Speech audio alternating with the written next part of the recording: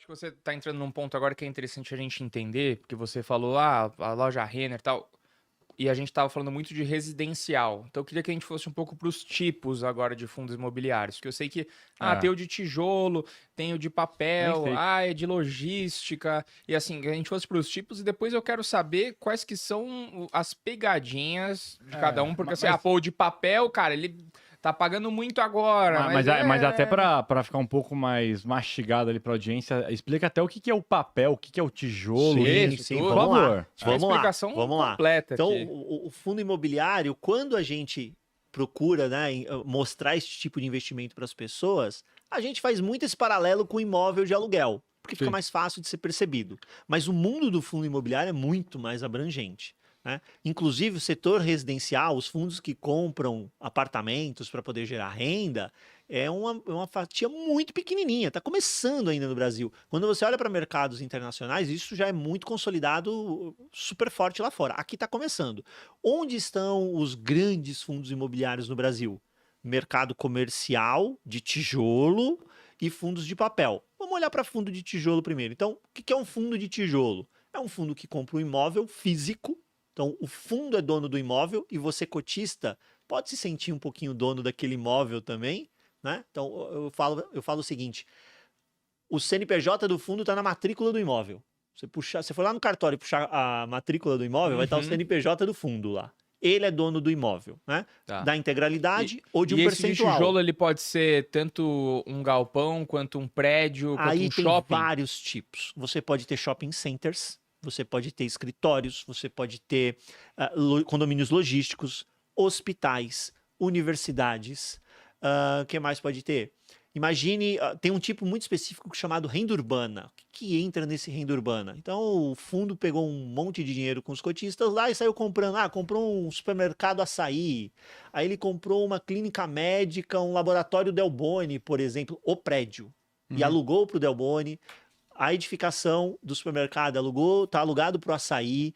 Então, são imóveis que estão em grandes centros urbanos, mas tem diversos tipos de negócios, né, diferentes ali. E é legal que, até mesmo nesse modelo de papel, que você pode ficar atento, por exemplo, pô, é um prédio, que nem você falou, um fundo comprou um prédio onde fica um laboratório renomeado, tem anos de mercado.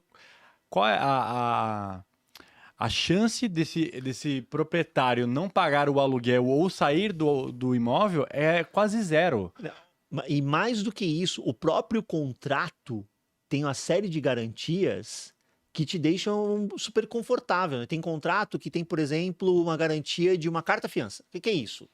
O locatário foi no banco e ele pagou uma taxa para o banco garantir que, se ele não pagar o aluguel, esta carta-fiança vai cobrir 12 meses de aluguel, por exemplo. Olha o conforto que o proprietário tem, né? Então, são garantias que você vai Sim. empilhando ali para, se acontecer algum problema com esse pagamento desse aluguel, você executa essa garantia, né? E mais uma vez, você colocou um ponto que é perfeito, pô. Você está falando de empresas já com anos de estrada, e que muitas vezes, quando a gente está falando de ponto comercial principalmente, o ponto comercial ele é crucial para o negócio, Sim. né? Muitas vezes você precisa estar naquela rua, naquela localização. A rua de cima não serve, né? A outra extremidade da rua não serve.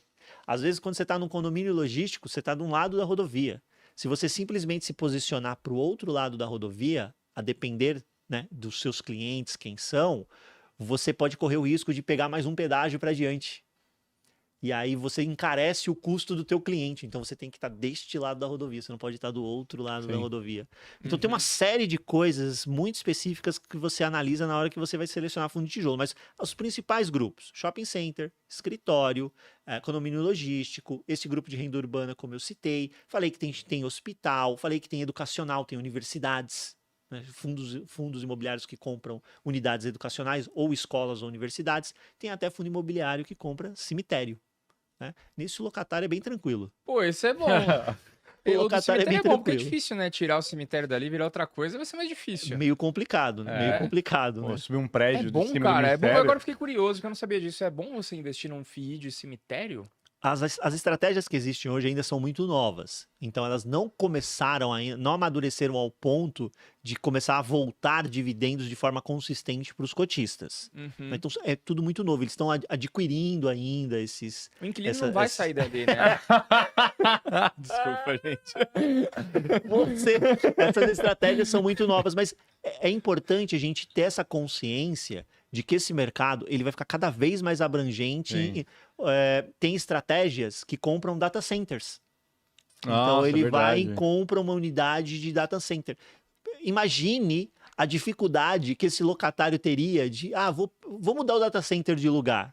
Não é difícil. É rolê. Improvável. Pensa, pô, você aluga um data center, sei lá, pra Amazon, qual a chance da Amazon querer mexer nisso? Ela vai querer ficar lá para sempre. É improvável você mexer um tipo de. Então, você está falando normalmente de contratos super longos, que tem uma baita de uma previsibilidade de renda. Eu acho que isso para o investidor é super importante. Você tem um conforto muito grande de que, aquela renda ali tem um locatário muito bom, que vai ficar naquele imóvel.